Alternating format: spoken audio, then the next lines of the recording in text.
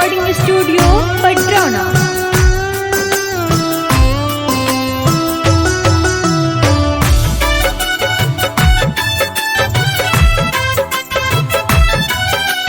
बोली बोली शेरा वाली मैया की। नव दिन रखालू चुनरिया उड़ा के जात बारू काहे अब अंगुरिया छुड़ा के जात बारू काहे अब अचरवा छुड़ा के माई के ममता रखलू नियरा बोला के जात बारू काहे अब अंगुरिया छुड़ा के जात बारू काहे अब अचरवा छुड़ा के।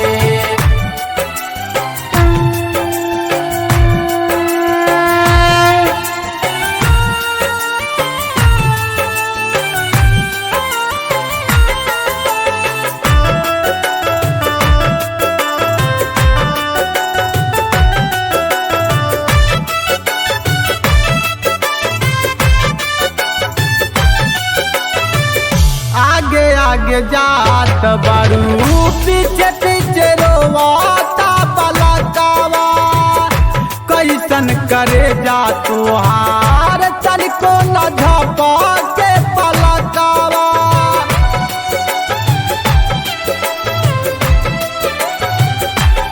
ओ आगे आगे जात बारू पीछे पीछे रोवाता पलकावा कैसन करे जा तुहार तनिको न झपा के पलकावा।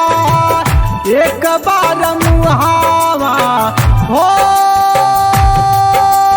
मारी हो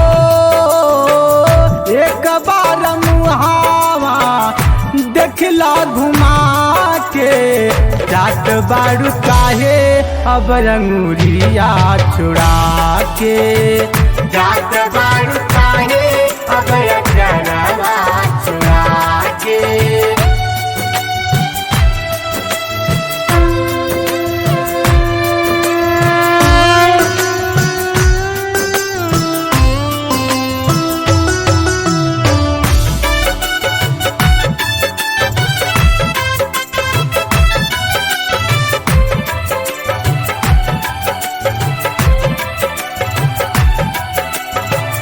दसनो हजोड़ी के बानी चरनिया में झूकर तबो नए माई कहे बारू हमारा से रूसा।